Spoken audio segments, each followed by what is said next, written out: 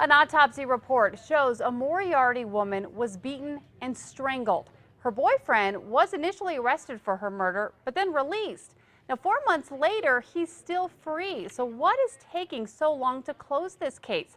News 13's Gabrielle Burkhart is here with more. Kim, Tammy Cessna's body was found beaten inside her van in Moriarty. Blood was found all over her boyfriend's hotel room, who was charged with her murder, but he's still roaming the streets.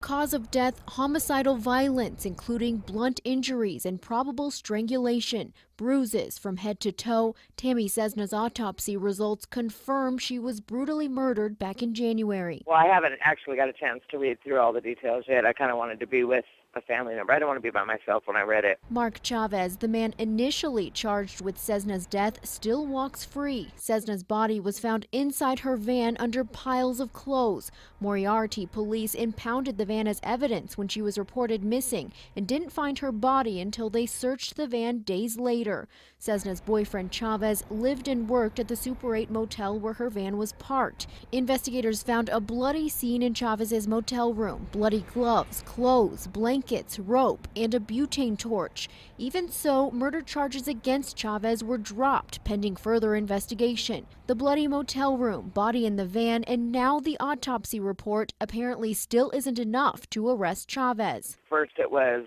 they let him out. They let the suspect out because they didn't have a cause of death, and then now they have a cause of death, and now we have to wait for the evidence, and it just keeps changing. Since his release, Chavez went on to work at another motel in Albuquerque. Today, Moriarty police say Chavez is still their person of interest. They say they're still waiting on crime lab results and more evidence, which could take another month. My parents deserve justice. My sister deserves justice. Our kids deserve justice. Cessna's family is frustrated. The case they thought was solved is taking so long.